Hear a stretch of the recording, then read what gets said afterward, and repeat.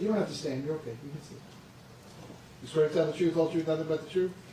Yes, sir. Okay, you can put your hand down. Please state your full name. Chanel Maurice Jimmy. How old are you?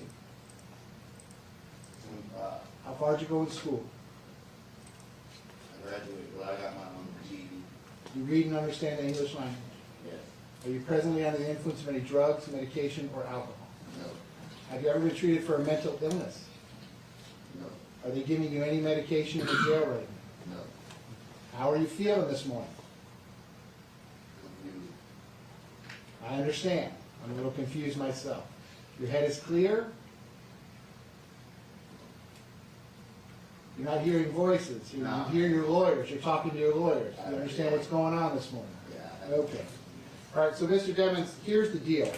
You're, just like any other defendant, you're entitled to have a conflict-free lawyer or lawyers representing you. Okay, a lawyer that has your best interest in mind to the exclusion of anything else. You with me so far? Yes. Okay. The state has told you that one of your lawyers is currently under investigation. For what? I have no idea. But there's some ongoing criminal investigation. Okay? You with me so far? Yes. Okay. So, this, what your lawyers correctly pointed out yesterday, raises immediately what we call a conflict of interest. In other words, maybe at some point during this litigation or some point during the trial, my lawyer's not going to do what's the best thing for me, my lawyer's going to do what's the best thing for my lawyer. And your two interests are separate. You understand that? Yes, sir. Okay.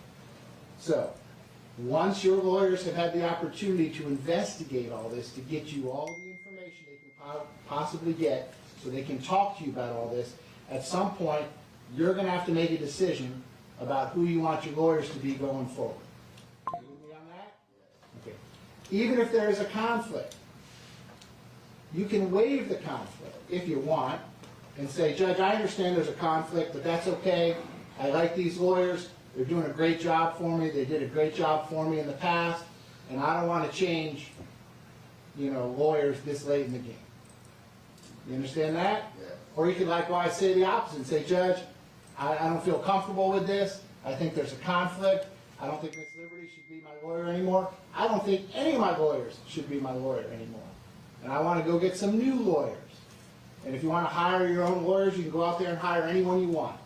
And if you want me to appoint lawyers to represent you, you would have to file an application with the clerk's office.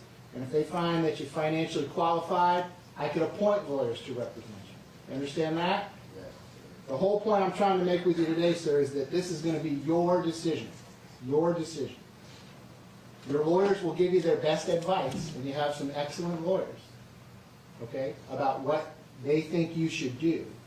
But at the end of the day, you can follow their advice, or you don't have to follow their advice. It's your decision. Do you understand that? Yes. Okay. Do you have any questions for me about anything that I've said so far? Can we have a moment, John? Sure.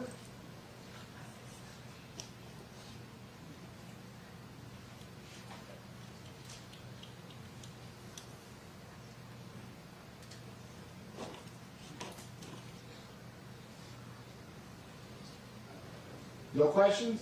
All right. So, Mr. Jennings, I'm pressing pause on the conversation at this point. We're going to have the second half of this conversation at some point in the future. I hope it's sooner in the future rather than later, because the last point I want to make sure, and I'm giving you and your family and your lawyers as much notice of this as I can, your case is set for trial September the 10th, and that's not that far away. Do you understand that? Okay. Your case is going to go to trial on September the 10th. So if you change lawyers, you're going to get a group of lawyers in place that are going to have like 7 months to prepare a capital case, okay?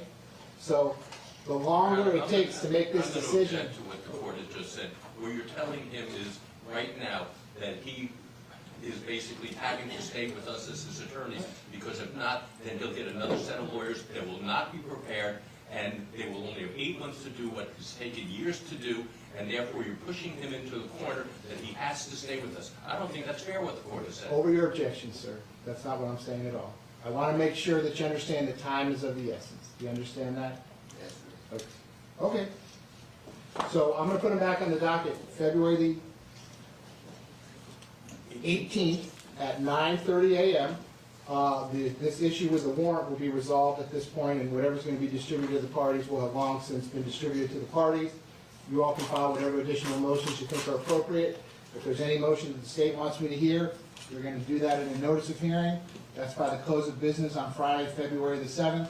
Defense, if there's any motion that you want me to hear, we're going to do that in a written notice of hearing by Friday, February the 7th. If I don't have something noticed in writing by Friday, February the 7th at the close of business, I will not be hearing it on Tuesday, February the 18th.